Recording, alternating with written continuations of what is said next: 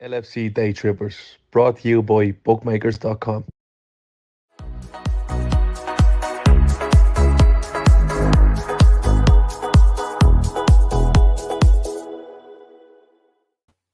Hello, good evening, and welcome to the LFC Daytrippers, brought to you by bookmakers.com. It is full-time Reds after another Liverpool victory, 6 in a row for the Reds, 3 in a row on this little mini homestand for them. Liverpool 1, Brentford 0.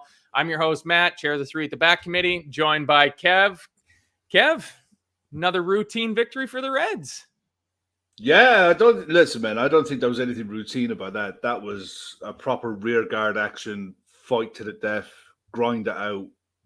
Whatever superlatives people want to put on it, that was a proper flashback game of football to the 1980s and the good old days of John Fashanu playing for Wimbledon. And launch it into the box. But yeah, we withstood it. We defended it really well for the most part. Allison didn't really have much to do. You know, it was decided by another game that was decided by a moment in a game. The other night it was Darwin that moment to win that penalty, and today it was great determination and seeing something on when no one else saw it. So, Chris, I'm the new Keith Plunkett, Brentford at home ultras. Yeah, cannot wait. There's gonna be a special 1 hour show where Keith and Chris are gonna go through and compare their Brentford at home experiences against each other. I'm not familiar with the Fashanu Wimbledon side, Kev, but I can't imagine they went down as easily under every single touch as these Brentford players did. Like, they very clearly had a game plan today that was to try to get at us from set pieces, and they went down under the slightest contact, and Anthony Taylor gave them every single call. I, honest to God, thought that Anthony Taylor was going to find a way to level this up at halftime. He was giving fouls when there were no fouls. Offside goal enough, didn't they? I mean, he was offside, but they looked and looked and looked. Yeah, it was one of those. I felt it coming. There was decisions there that I thought, what did you see that no one else on the ground saw? No one at home saw. And there was other decisions that were made. It was like, if that was on Salah, you're not giving it. And as 5 minutes later, it was on Salah, and he gave it the other way as well. So what can you do? You know, when you're playing against 12 men and you have to grind out a game like that, it's a brilliant result. All credit to Brentford and how they play. Yeah. I absolutely respect how they play. I like watching it because it's different. There's not many sides who play like that anymore. They're very good at it. They're, you know, how they play it around the back with the purpose of knowing that it's going to go long. Yeah. You know, that one or two passes around the back to give everyone time to get out the pitch, and everyone knows that ball is coming. It's something that it's unique, really. There's not many sides that play that way. So you can't press it from midfield. You can't press it from the forwards. You know, you can try with one or two, but if you go gung-ho, they'll play through you. They're technically very good players. But yeah, we handled it really, really well. I was delighted with coming out of that with 3 points. We deserved the 3 points. As it stands, we're 1 point behind Manchester United, and we've done our job. We've put pressure on them. It's up to them now to see how they handle the pressure. Yeah, 100%. I mean, if we don't win all of our games, it doesn't matter if United have a slip up. And the worst thing would be for United to slip up and drop, you know, enough points that they finish on 69 or 70, and for Liverpool to not win all of their games. That would be the worst. But I really like that you pointed out how good Brentford play. I'd have thought during the game that I really hope that Brentford can find a way of getting the Conference League, because I think Thomas Frank could set this team up to make a run in Europe. I think this Brentford team would be tough for the Conference League or even Europa League teams to play against. Like, he is a very good coach. I don't know if he's got the style to be a top level coach. You know, I don't know if he'd go over at a Spurs or a City or Liverpool or something like that, because you expect a different type of football, but he's kind of got that Mourinho vibe about him. You know, maybe just the next level down from Mourinho. But yeah, good on Brentford. But I mean, the big talking point for me, though, was hour before the match, the lineups come out. Even before that, you get some leaks coming out. You know, people that know a guy that know a guy that knows the coach driver. And the lineup is Allison in goal, Trent, Ibu, VVD, Robbo across the back line. then some combination of Gakpo, Fabinho, Jones, Jota, Darwin, and Mo Salah. And there's a little conversation before the game as to just how we were going to line up, actually, which is strange for Liverpool, isn't it? It's strange. If it's strange for us as fans who watch them every week, imagine what it's like when you're Thomas Frank and you're getting that lineup and you're sat there with the players in the dressing room for probably a quarter of an hour, and you have to come up with something to counteract what we're going to do for the first 10 minutes. Yeah. Because after 10 minutes, the game settles into a pattern. Every game settles into a pattern on how it's going. And you can, you'll make the adjustments on the hoof kind of thing. But I kind of thought that Jota might drop back into that role that Jordan Henderson normally plays, and we'll just play it as normal. It was the other way around. It was Gakpo who dropped into that role. Jota went wide left, and it might have been a case of, look, if he goes wide left, it might protect his back a bit, that he's not going to get jostled and bustled around in the middle of the park, and Darwin through the middle. So it was, for me, it was going to be one or the other. I've seen a lot of people talk, we're going to go 4-2-3-1. I threw it out that we might go 4-4-2. Nah, it was. I think we're going to stick with this with Trent, and everyone else has to accommodate it. But yeah, it was literally horses for courses. Jordan Henderson is carrying a knock. James Milner can't do 90 minutes, but he's good as an enforcer to come on for 15-20. There's no one left. That's it. Everyone else is either having an operation, or they're not fit, or they're not available, or whatever. Persona non grata in the case of numbers 8 and 15. They're not the only ones. But at the end of the day, the ones who are available, that was pretty much it. The other option would have been to maybe throw Harvey Elliott in midfield, but I don't think that this is the game for that. I think this was a game really for players who can take on the ball. Size mattered in this game massively. They're physically a big size, so having that extra body in midfield, Cody Gakpo is 6'4", is good at clearing aerial threats, as well as taking that ball after a corner is cleared and bringing it 30 yards and trying to set a counter attack going. Mm-hmm. So yeah, look, I didn't mind the lineup once I saw it settle down on the pitch. I was like, okay, we'll just see how this goes. This is what I'm enjoying about watching us now. I'm really enjoying watching us since the Arsenal game, because I don't know how it's going to go. And we're all sat here. We're all just watching this. How is this going to work out? And we're all hoping for the best. We're all hoping that it works out really, really well, obviously. But at the same time, I think most people at the back of their head is, okay, look, it's a work in progress. It's evolving. And every game, it's getting better. And today, back-to-back clean sheets, that's huge. That will do, and especially against a physical side like that will do the players' confidence no world of good. Yeah, completely. I mean, the clean sheet, like you said, 2 in a row. That's 100 clean sheets now for Alisson, which his numbers, his presence, what he adds to this team, the points that he wins this is just absolutely unbelievable. Brack confirming from inside the ground that Gakpo was playing as the right-hand side of midfield 3. I said to you before the game started, when the lineups came out, I said I wouldn't mind seeing Gakpo playing that right center mid position, and it panned out that way. And I was thinking that shortly after we signed him, when it didn't seem like we knew where he might be able to play, when he started showing that strength in midfield on the turn, like it's unbelievable. It's a combination of Firmino and Gini Wijnaldum. Like the way that Wijnaldum was able to use his body to shield off 2-3 defenders in turn, but then that forward drive that Firmino would add to the team. To see him play on that right side of the midfield, I quite liked it. I thought he added more in terms of the defensive side of the game than Harvey Elliott did. And I think he links up well in that little triangle with Salah and Trent, playing the little interchange passes between each other. And I think that the biggest downside to Harvey Elliott nailing down that position, because to me, if he's going to play a position, it's going to be that right-sided midfield position for him, is he's too left-footed. And with Mo being so left-footed as well, it gives us, it limits our options having 2 supremely left-footed players on that side of the field.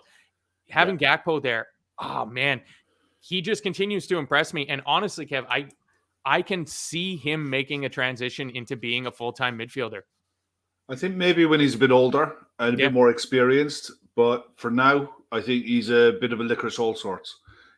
He can do a lot of jobs pretty well, and that for now, for the next 18 months, I'm fine with that. Yeah. It's really it's a nice thing to have the versatility to be able to come in, and for a manager to be able to trust him that, okay, Cody, you're in there today. I know you can do this, so I don't have to worry about you. You don't have to make accommodations for him. As Emmett says there, yeah, exactly that. Very Dutch, typical Dutch player. Laszlo saying, "It's if I used to love watching the Dutch midfield with Seedorf and Davids and people like that. Bergkamp playing off a striker, and they could all play everywhere. Frank Rijkaard, these kind of players, they could play everywhere in midfield. Didn't matter where it was. They could play up top. They could play out wide. Didn't bother them because they were technically excellent players and tactically so astute. It's the grounding they get when they're young, and you can see it on the pitch. It doesn't faze him, and it's the fact that we stole him for the fee that we stole him for is ridiculous. It's ridiculous, and yeah. Do you know what would be painful right now is if Cody Gakpo was playing the way that he's playing, leading the line at Manchester United instead. Oh God, yeah. Because he would be almost perfect for that Manchester United team. And it is so great that we got him instead. I'm absolutely loving him. Andy Kaufman, I'm going to put this up again because I agree with you. Licorice is never nice. My wife is Dutch and she eats druppies, and that is a crime against the word candy. Those things are absolutely terrible. Somebody else there said it's good to see that Curtis Jones, Dan Austin, the consistency of Curtis Jones, very encouraging. 7 starts in a row now, I think this is for Jones. 7 on the bounce, and he won't have played in many games like that where the ball was going over his head a lot. And it's very difficult to read those type of games, to read where you're supposed to be. But he had plenty of energy. He was getting out to the press when he could. He was decent enough on the ball. I don't think he was exceptional in anything, but he was fine. Wasn't terrible, wasn't fantastic. No, I think we played well enough. I don't think that's the kind of game where you turn around and you're going to have 70% possession of the football. You could tell by the way they were pressing when we were on the ball. They wouldn't let us play out from the back. They don't have to. You know what I mean? Yeah. But when they were pushing up onto us, they were pushing up with 5 players.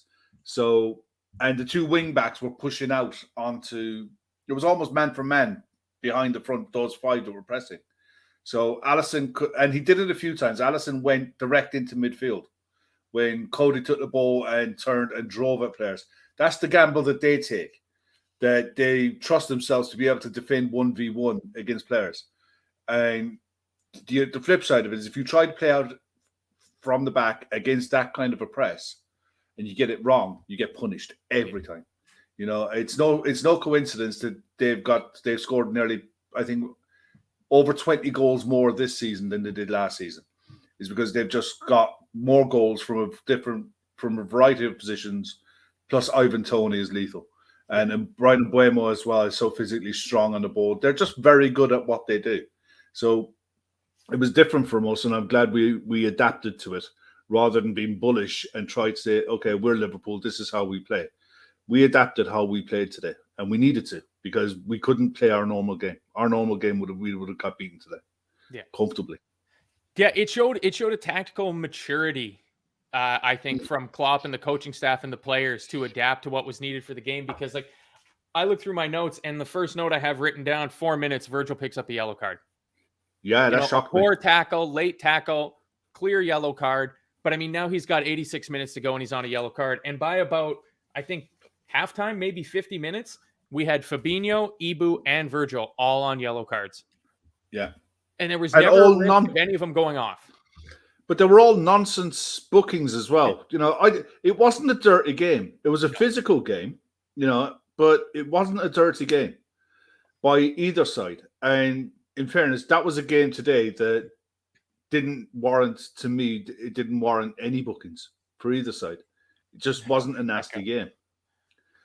But, Derek Surratt, the referee was definitely a threat. Should have shoved him wide. And that's how you pick up an 8-game ban, by shoving the referee. But it's hard to think of many calls that went in our favor that game. People saying their entire game plan was just go down, get the free kick, launch the ball in.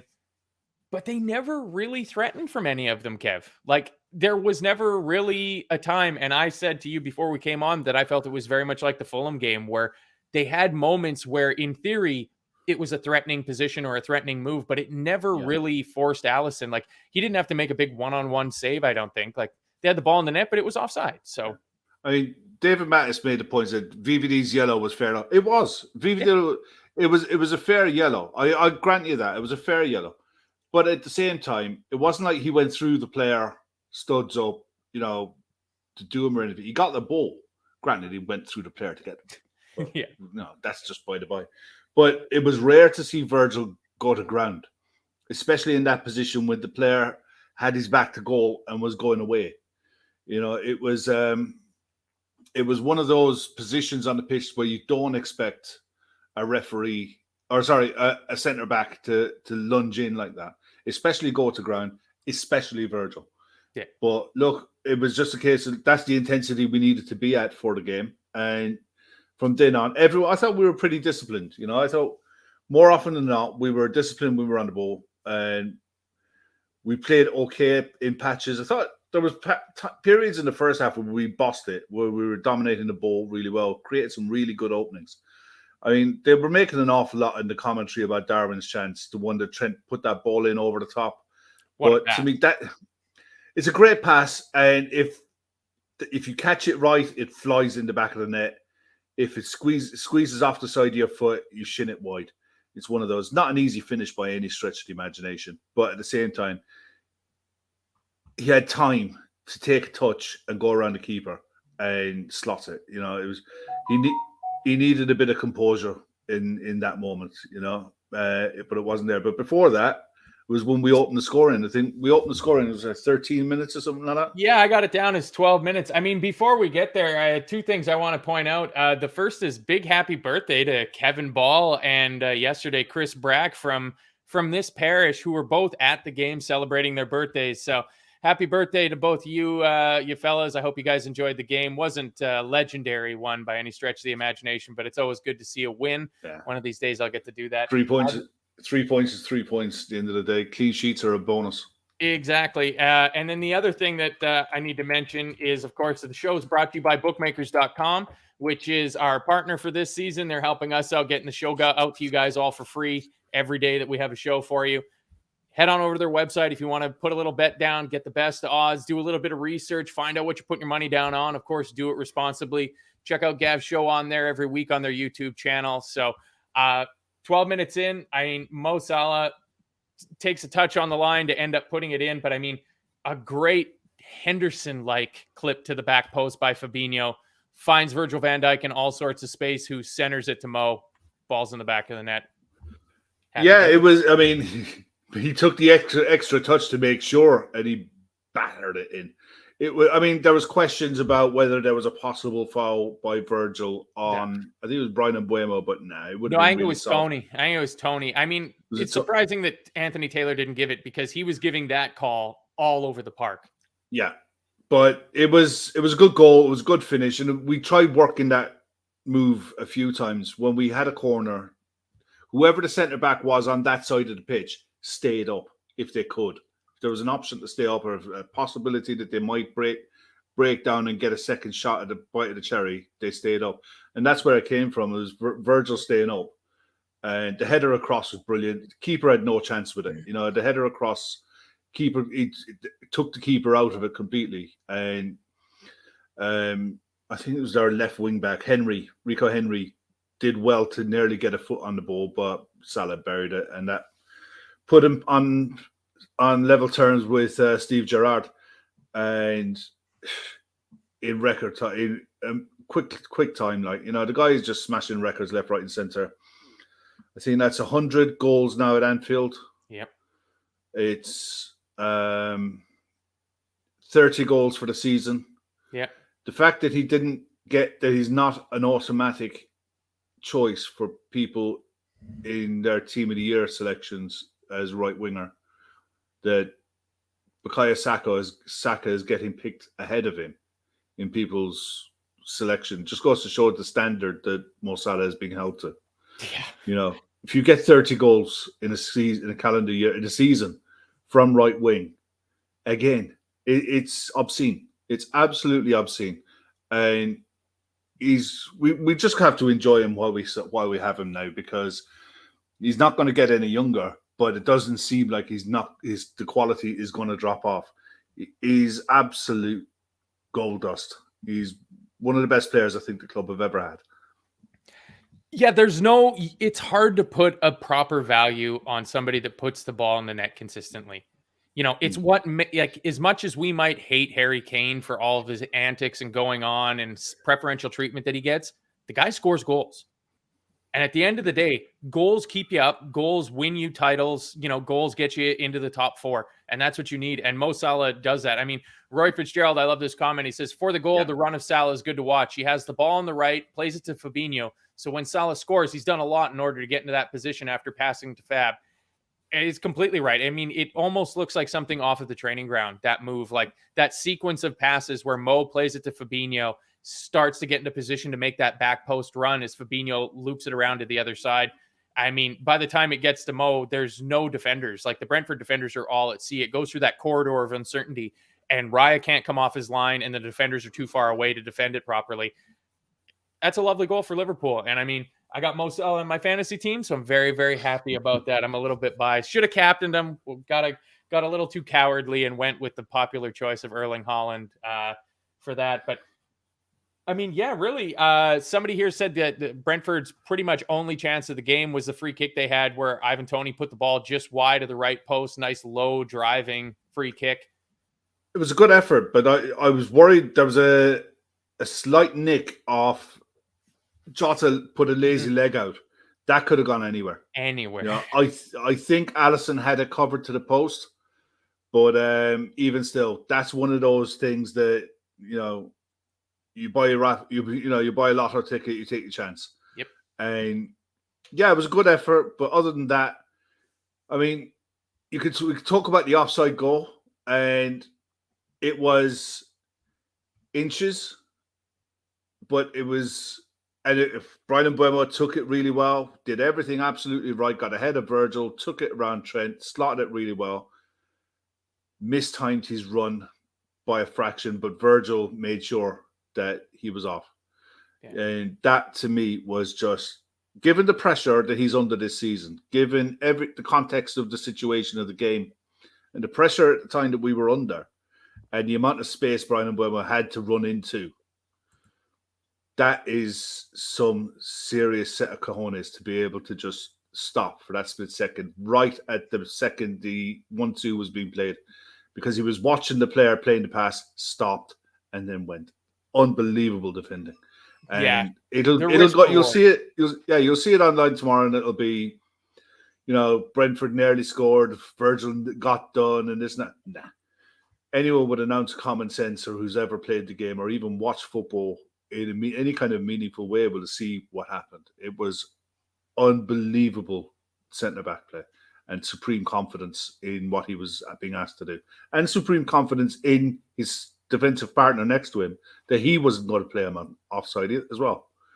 That he wasn't going to be dropping that bit deeper to play him on. Brilliant defending. Yeah. Yeah, and 2 weeks in a row again, because we had the same thing against Fulham last game, where the line did its job exactly correctly, where they might get that chance. If the line, if the, what do you call them, side official just put their flag up and call it when they see it, then it doesn't feel the same as when they keep the flag down and it goes through and the ball ends up in the back of the net and you see the replay and they're well and clearly offside. Like Anthony Boland says, like, offside is offside, whether it's an inch or 6 feet, it's the same. Yeah. And 100%. But it's just, it doesn't, like, the narrative around it, especially last season where our high line was almost perfect for the majority of the season. You'd hear the narrative of like, oh, Liverpool gave up some big chances in that game. Of like, no, they didn't. They were all offside. Like, we didn't give up any big chances. Yeah. If anything, we played a fantastic defensive game. A lot of love for Mo Salah in the chat. Says Charles bows to Mo. Even he knows who's the real king. I mean, absolutely. 10 goals in his last 11 league games.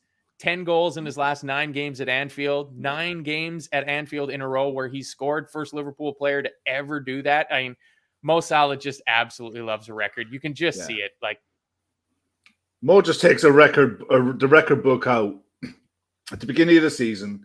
He leaves the page open, and there's a pen next to it. And as he walks back into the dressing room, he's just, yep. By the time he gets to the end of May, looks back, and then he'll judge himself by the standards that he's setting himself, man. Absolute freak of nature. Yeah. And I'm glad that he's ours. Yeah. It's Jake Semister pointing out he's got 19 league goals, 20 Premier League goals in a bad season for him. You know, that's what you're talking about with in terms of levels, judgment for Mo Salah. I think once he gets that, because I'm pretty confident in the next 3 games, Mo's going to get 1 goal out of it and take his league tally to 20. That's 6 years in a row, 20 league goals. Yeah. Just he's right up there with he's right up there with the best forwards that have ever played in this league. Yeah. And people will for me, when you're talking about top 10s of whoever played in this league, it's down to aesthetics. In the Premier League era, it's down to aesthetics. It's what you like. I love watching Thierry Henry play. He's just that kind of player. I love that type of player. Salah isn't easy on the eye, but he's so effective at what he does. I don't think he's easy on the eye at all. I think he's choppy when he dribbles. He looks like the ball isn't in control. He just looks like he doesn't know what he wants to do, but he absolutely does. But he's just one of the most effective. I think he's probably the best right winger to ever play in this league, in the Premier League era. I don't think it's up for debate now. Yeah. You know, I can't think of anyone who comes even close in the conversation. Well, when you just look at the goal scoring conversation and all the people that he's going up against in terms of his goal scoring tallies are all center forward types. Yeah. You know, like the goal scoring from that position is just unbelievable. And yeah, maybe it's a different world if Liverpool have a system or have played a system that relied on a traditional style number 9 that wants to bag all the goals, but we didn't.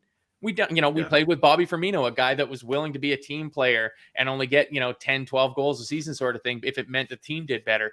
And I mean, it makes the conversations, whether it was in last offseason before he signed his contract extension, of people wondering of whether we should keep Mo Salah, of like the guy just scores goals and you keep that man around. Like he's in shape. He's always fit. He's always available. He's constantly scoring goals. I mean, that's what great teams need to have is people put the ball in the back of the net. And yeah, I mean, God save the Egyptian king, I believe is the and he's just so consistent when he does it year in, year out.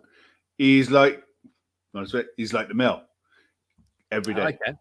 Rain, wind, sun, snow, it'll get there.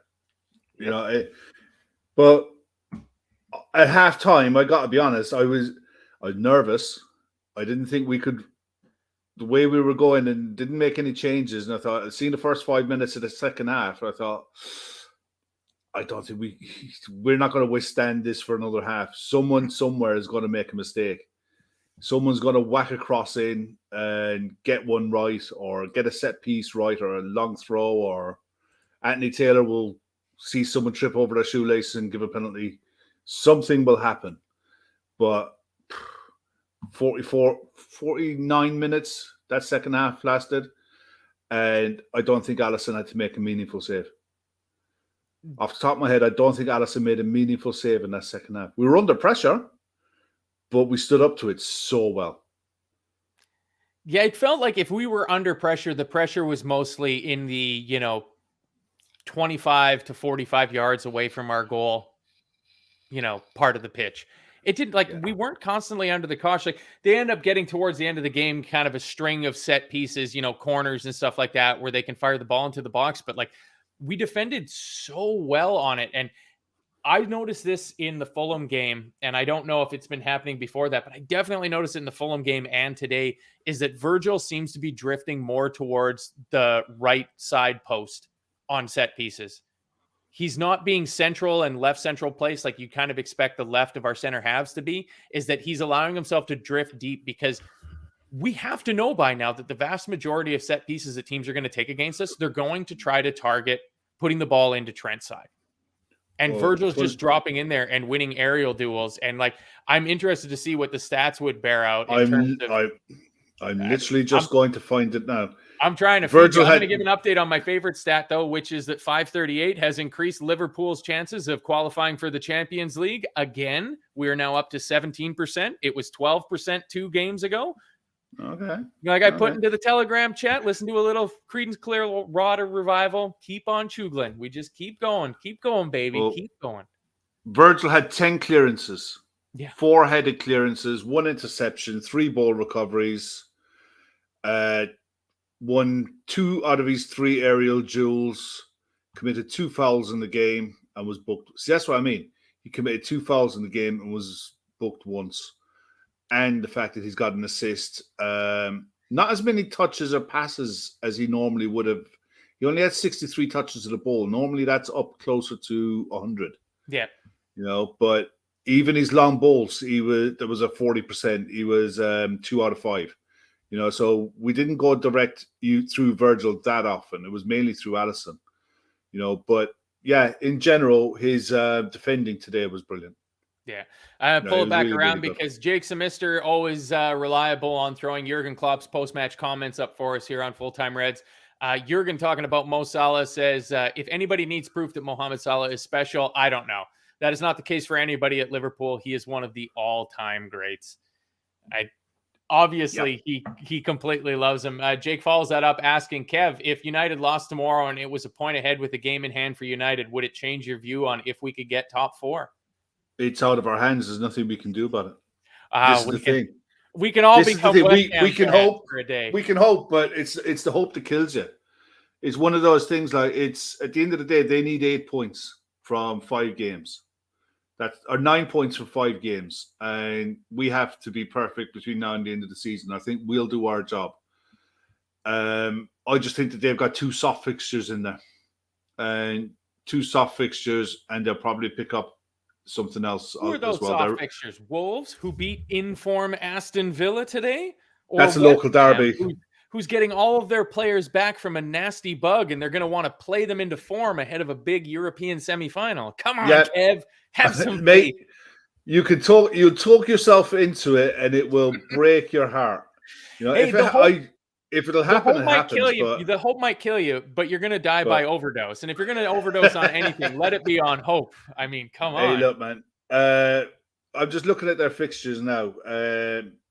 Tomorrow they got West Ham away, tough game, always is. Wolves at home, Bournemouth away. And in fairness, Bournemouth are safe now, pretty much, and Chelsea beat them today 3-1. So that's not. Congratulations! Well. I mean, we should probably stop and take. Chelsea got saved. Yeah, Chelsea got saved today. Mathematical safety. Yeah. Yeah. They're probably ensured that they'll finish this season ahead of Bournemouth in the league table, which I know was their goal coming into the season. And when they spent £600 million on players, the goal of that was to finish above Bournemouth in the league table. Yeah. Well, they've got a run of fixtures towards the end of May. They got Bournemouth, then they're at home to Chelsea, and at home to Fulham. The thing is, they've got 2 home games. Their last 2 games. If they blow it from here, they'll just. I mean, the green and yellow flat scarves are just going to be out. The Norwich shop will be sold out within minutes. It's going to be epic, but quite serious questions would need to be asked of Ten Hag if they blow it from here. This side doesn't cope with pressure well. You can tell by their goal difference this season that they don't do pressure well. And if anyone will blow it, it'll be them. I don't think Newcastle will blow it. Newcastle found form at the right time, so I think they'll be okay. But yeah, it'll be an absolute monumental Premier League story if they blow it from here. But all we can do is our bit and put ourselves in a position where they have to get the 9 points, force them to get the 9 points to get to where they need to get to. Yeah, it's just a shame. I wish they were still involved in Europe because I think the volume of games would actually cripple them. Especially with the injuries that they picked up, where all of a sudden, instead of having Varane and the little butcher in there, they've got Lindelof and Luke Shaw playing center half for them. The other results today, just to touch on them, Roy's Crystal Palace coming up short against Tottenham. Harry Kane scoring again. Spurs keeping their noses in there for a European place. Yeah. Wolves guaranteeing their safety, 1-0 victory over Aston Villa, probably drawing curtains on Aston Villa getting a Europa League spot, probably still open for the Conference League, maybe Villa. Maybe. I'm looking at the table now. Villa have 2 losses in their last 2 games. That's kind of finished them off. Yeah. Brighton are still in a box seat, but they've got a really, really tough run of fixtures. And if they get, I hope they get Europe. They deserve it. But whatever they get out of this season, they're going to have to earn it. Spurs won't go away. Look, we saw it when they played against, so even a 3-0 up, they gave it a right go, so, and picking up the win against Palace today, it'll keep them interested. Let's put it that way. And it's the one thing with Spurs, they'll always score. They've scored 64 goals this season. There's only 3 less than us. It's just that they've conceded 57. Wait, Spurs have scored 64 goals this season? Yeah. Wow. Yeah, do you know how many of those were scored by Richarlison? The most Pyrrhic goal in the entire league. Yeah. But they've conceded 57 goals, which is the most of any other club outside of Bournemouth, Leicester, Leeds, and Nottingham Forest and Southampton. So even relegation teams in a team that got beat 9-0. Even Everton have conceded less goals than Spurs this season. I'm going to point this out for Red Steve. I believe the word you're looking for there is fewer. That's just for Red Steve, though. Thor, the dyslexic polyglot, says he's going on Dragon's Den next week. He sells Norwich scarves at every United game. He's offering a 25% share. Are you in? That's a genius business plan right there. The only thing that could be as profitable as that is the guy that's selling plane banners outside of Anfield for disgruntled dummies that want to complain about our ownership. I mean, the other game, Leeds United, the gravy boat did not come into port on time, unfortunately. No. Leeds, they got a late goal, didn't really threaten after that. 2-1. I watched the first half, and I swear to God, it was like watching a training session. Yeah, it was 10 behind the ball, and nobody putting pressure on the ball. It was embarrassing. I mean, I understand why they did what they did. It's like, look, we're going to lose. Don't get battered 6 or 7, because if it comes down to goal difference, it could screw you. They got out of there. They lost 2-1. They kept the scoreline respectable, and Leeds got to pick up 4 points. Yeah, three maybe, but 4 definitely. And I just don't know if they're capable of getting a win against anyone, especially with the way Allardyce sets up a side. Yeah, it's going to be tough to see if Leeds can stay up. That goal today was a positive sign of the fact, even against City when they were 2-0 down, and it seemed like the sort of game where you just take the beating that you've already received, don't make it any worse than it has to be. Like you say, like, keep an eye on that goal difference, that they managed to pick up a goal and, just try to have a little bit of fight to it. Like Willie Gnonto coming back into the team, that's going to help them a lot. I think he's been a big, big miss for them. Like if you look at their upturn in form they had a couple of months ago, it coincided with Willie Gnonto putting the ball into the net on a, semi-regular basis. But I mean, like Laszlo says, typical City, they keep throwing in stupid late goals. David De Gea is on 15 league clean sheets this season. Second is Alisson and Nick Pope with 13. Like the clean sheet has really taken a back seat this year. Like, yeah, it's it very. I was just looking there at the possession stats for the Leeds Man City game. Man City 81% possession. Leeds had 4 attempts, and mad, absolute nuts. I just the fact that Leeds team can score against City, and it was like a simple error at the back, but I mean, game after game, City's not winning 3-0, 4-0. They're winning 3-1, 4-1. Like they're giving up goals. It gives me hope for Real Madrid, because if there's a team that can punish a stupid mistake and just bang a couple of quick goals in, it is definitely Real Madrid. Yeah, I think they've got the Spanish Cup final this weekend. I think they're playing Osasuna this weekend. If someone was telling me. So if they get that win, that'll give them something to bounce into. It's probably the one game I couldn't care less about Inter Milan against AC Milan unless Divock is playing. If Divok's playing, I'll watch it. If he's not, I probably won't bother. But the Real Madrid Man City game, I'm really interested in this because I just want to see what City are like when a side comes at them. You know, too many sides in the Premier League are, to just take the pot of Vaseline out and just have their tummy tickled against Man City, and they're terrified of playing them. It's always damage limitation against them. Nobody's got the bottle to try to do something against them, and it's too easy.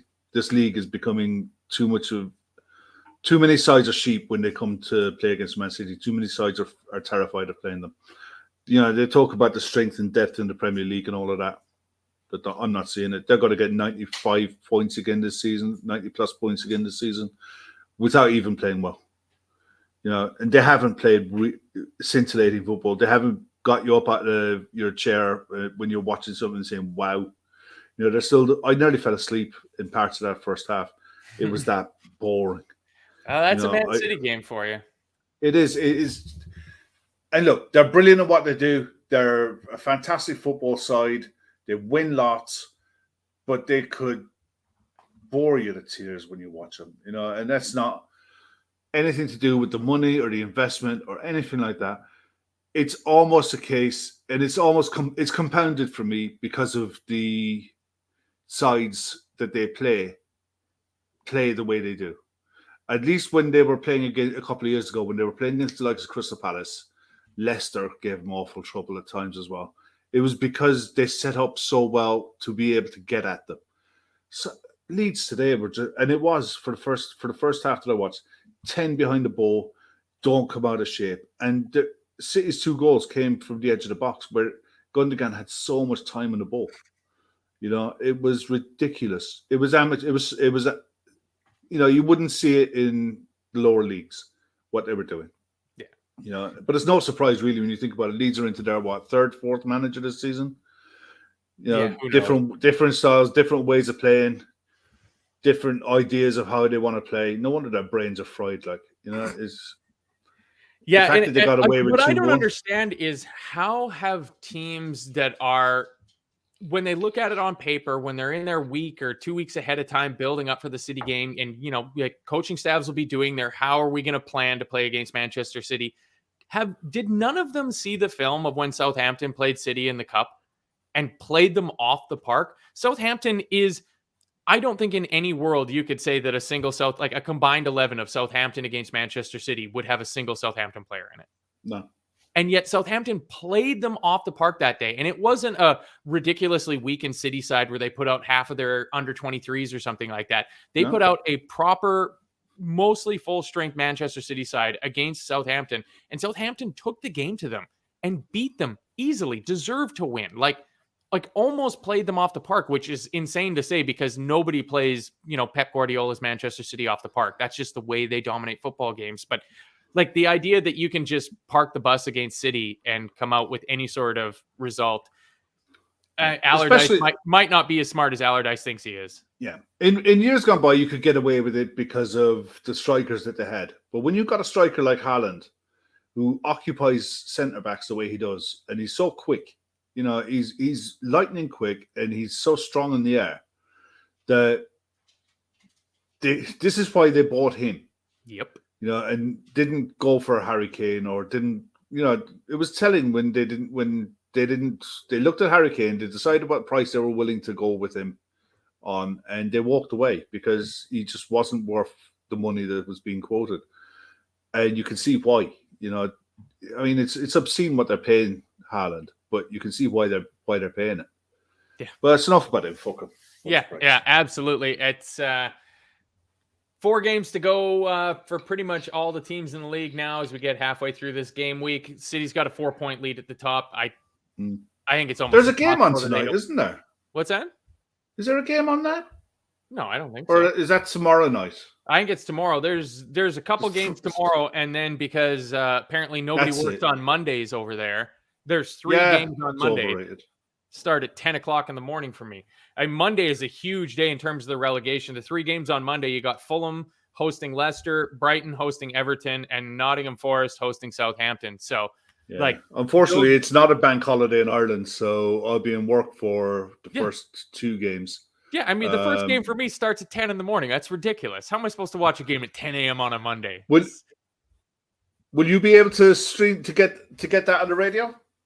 Radio, no. Video, yes. So I might just have to carry around a battery pack with me while I do my mail route so that I can have the game play constantly. Even though I prefer radio, I just don't jump through all the hoops to get a VPN to pick up the BBC. And of course, it's geo-locked, so I can't get the BBC over here. After we finish, I'll give you the list. Matey, you got her. I mean, really, yeah. I mean, the second half, I'm going to say I thought this game is very similar to the game against Fulham. Like, you say routine 1-0, and you pointed out to me, there was nothing routine about it. No Zedza here. That is not a bank holiday in Canada on Monday. I really wish it was. We got one coming up in 2 weeks, though, to celebrate Queen Victoria, because it's all about the Monarchs today, apparently. Not much happened in that second half. I mean, really at all. Like, I'm kind of looking through my notes, and there's not too much. Trent had a good shot saved. Yeah, that was a really good save. Yep. I mean, Carragher was making a point in commentary about Trent moving into midfield full time, and we revert back to playing the 4-3-3 how we were playing it. And we go out in the summer and invest in a serious right back. You know, someone like Jurgen Timber now, or someone like that, who could come in and play right back, right centre back, get up and down the line quick, or see, that's the discussion. I think it's the other way. I don't think you play. I think this 3 at the back is working, Kevin. I think if you're going to do anything, you're going to look at replacing Robertson, who is 29, 28, going on 29, maybe. You know, we're approaching the point where we need to start thinking about what do we do after Andy Robertson is no longer our left back, because there's a drop off. There's very few left backs in the world that are on the level that Andy Robertson's on. And now we're changing formation. I'm really coming around to the idea of signing somebody that can play that left-sided center half, or possibly in the middle of that back 3 and bump Virgil out to the left if that's what needs to be done. Would you test Bayern Munich's resolve and put a bid in for Alphonso Davies? Kev, you can't do this to me, all right? You know he's Canadian. You know how much that this would make me the happiest thing. Like, the fact that Liam Miller is the only Canadian to have ever put on a Liverpool shirt in a meaningful fashion means that Liam Miller has to be one of my favorite Liverpool players of all time. I would die if we could get Alphonso Davies. I don't know how he functions as that left-sided center half in a 3 at the back system like we're playing, but he's got ridiculous pace and so much upside. So yeah, 100%. But I think it could be a Josko Vardiol thing. I really do. I think he goes to... I think he does move this summer. I don't know if he goes to Liverpool. It'd be interesting, but I think they turned down a huge bid already for him. I mean, rumors of they turned down right? What's that? Release clause? I think what you'll find, I think in the summer he goes to Man City and replaces Aymeric Laporte. I think Laporte leaves Man City this season, and I think he goes to Man City. Personally, it'd be too bad. Anthony Boylan talking about transfers. He says we wanted a generational talent in midfield, and we already have one at the club in Trent, ready and waiting. It's getting hard to argue against. I don't see, when I see people talking about moving Trent into midfield full time, they're talking about bringing a right back in behind him, and I think it just changes the shape. I think this change of shape has made us so much more dynamic. Like you were saying, where you go into every game and you're like, I don't know how we're going to play. You look at the lineup and you think about how they're going to play in this new system with Trent dropping into that hybrid inverted double pivot fullback role. It's exciting to watch us play again. And, you know, we're exciting in the middle of the park. We're winning those battles that at the start of the season, we were losing those battles in the midfield and we were dying because of it. I think Olivia is calling for another Canadian to come in, Jonathan David. I think that ship sailed with Cody Gakpo, I'm afraid. So do I. If we didn't sign Cody Gakpo, I think Jonathan David would have been an interesting shout for sure. Yeah. But yeah, unless Gakpo moves to the midfield full time, And instead of us needing to sign 3 midfielders, we find out that we've had 2 or 3 of them already at the team in Trent and Cody Gakpo and Curtis Jones, stepping up, and Stefan Bajcetic. Like, the cupboard might not be as bare as we thought it was in terms of midfielders, because we're not seeing the players the same way that the coaching staff sees them. So yeah, the problem with the cupboard is it's got a few odd pairs of stinky socks that are stuck in the bottom corner that you just can't quite reach to throw them out. But yeah, what happens in the summer is you get out all the clothes, you send them all away to be dry cleaned, and then whatever's left, you just fire in the trash. exactly. And that would be the numbers 8 and 15. And then numbers 7 and 9 hopefully will be fitting on the bench for when a whole whackload of day trippers go over to Liverpool for the final home game of the year, and Bobby and James Milner can get the send-off that they deserve, and that unfortunately last year Sadio Mane didn't get to receive from the Liverpool fans, of knowing that he's leaving, but the crowd didn't know it at Anfield for his last home game. But everybody knows that Milner and Bobby are going to be moving on after this season. So I really can't wait for that. I hope that Bobby at least gets some sort of token, 5 minutes at the end of the game so that he can get his flower. Definitely, for sure. I hope he plays as well, to be honest. Emmett makes a point there that Trent, it wasn't his best game today. It wasn't. There was a few times when when he went for, I remember one header that he went for and he just mistimed his jump completely, and the ball went straight over him into the path of Brentford left winger to attack. But that was more when he was in the right back position. I think this is a weird kind of game though, because a lot of the game wasn't played in midfield. It was played over midfield or around midfield to get direct by them up to the forwards. It was an almost a unique type of game against a very specific opponent. Midfield today, it was a different job. It was a different role. I thought Fabinho did okay. I thought Fabinho did actually better than okay. I thought he was pretty decent today. But it was a different role for him today. It's not the usual, typical kind of, stand on the ball, make sure it moves from side to side, look for penetrating runs and what have you. It wasn't that kind of goal, that kind of game. It was a proper flashback to 1980s, 1990s football. It was a weird one. I mean, as proper a flashback as when they cut to the stands and showed Ian Rush sitting one row up from John Barnes. There's a flash from the 80s and 90s right there for Liverpool. There's royalty in that box for sure.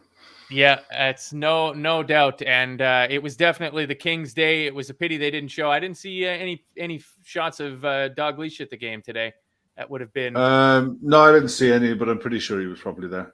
Yeah, it's a day for him, 100%. Well, that's the second last game. That's the second last home game now. I think we've 2 away and 1 home. Is it 3 away and 1 home, or? Two and 1. We got 3 left. We got Leicester away, Villa at home, Southampton away. Yeah, 3. Yeah. So that's all we can do. I mean, we had 9 games that looked eminently winnable after we finished that run of 3 tough ones against, big 4 rival teams. And we've won 6 in a row now. And we just keep moving from strength to strength. I mean, winning 1-0, somebody said at the top of the show, we've gotten back to winning ugly. And that's 100% it, of grinding out those 1-0s. You look to, that glorious year in 1920 when we win the league, the number of times we won by 1 goal. I believe all 6 of the victories that we've had in a row are 1-goal victories. Yeah. And I remember going back to an interview. Do you remember the interview that Klopp did after the win against Crystal Palace where we slapped them? And he said he'd rather have 7 1-0 wins than 1 7-0 win. It's like... It's so true, because confidence breeds those kind of results, and trust in the players having trust in each other and trust in what they're trying to do is everything in that kind of game. And there's a few players that started today, Konate being one that needed this kind of game. The back-to-back clean sheets, the defensive display that was put out today was needed for confidence by a fair few. Yeah. Well, so what have you got planned for tonight? I'm probably going to watch some baseball, maybe catch some of the hockey games. I mean, if you're into the North American sports at all, basketball and hockey are both into playoff season, so that's always exciting to watch. I usually don't pay attention to basketball or hockey at all until the playoffs come around, so I'm back into the mode as a Montreal Canadiens fan of waiting for the Toronto Maple Leafs to not win the Stanley Cup for another consecutive year. So I'm sure that big day will be coming around for me at any moment. But other than that, watch some baseball, enjoy it. It's a nice spring day. We're hitting nice 18, 20-degree temperatures here in Ontario today. How about you? Same here today. It's nice today. Yeah, it's nice today. No, there's boxing on a bit. There's F1 in Miami as well. So I might be able to sit and watch some of that. What time's that race? It's a qualifying. It should be on now, actually. I think the qualifying for tomorrow. Oh yeah, Miami. This is my time zone. Welcome your time. To my world. So it's the problem is I think it clashes with some of the football that's on. So I'll probably watch the F1 for the first 5 laps, and then when Verstappen takes the lead, I'll just turn it off and start watching the football again. Yeah, because you know that's what's going to happen. Yeah. Another comment here from Roy Fitzgerald. In terms of United, he says, we have a plus 16 goal difference over United. Imagine that our 7-0 win, a 14-goal swing, helps us pip them to 4th on goal difference. Let's dream. This is what I've been saying for about a month now, Rory. There's a chance, there's a world where we finish on the same number of points, and that is the best of all possible outcomes. That and Everton losing to Bournemouth at home on the final day of the year to go down. That's just... That'd be mental. Yeah, just absolutely great. What would be even more great, though, is if everybody that's watching the show or listening on download afterwards, besides hitting the like button on YouTube or giving us a 5-star rating on whatever podcasting app that you're listening to the LFC Daytrippers on, please go into the description for the show or onto any of the LFC Daytrippers social media accounts. You'll see the link to our charity partners that we're working with.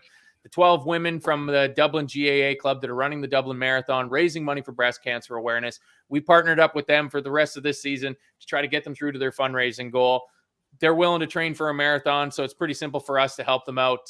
Share if you can, put it onto your social media accounts. If you got a few extra quids, dollars, or euros kicking around you want to throw into the basket, every little bit helps. We'll get them to their fundraising goal.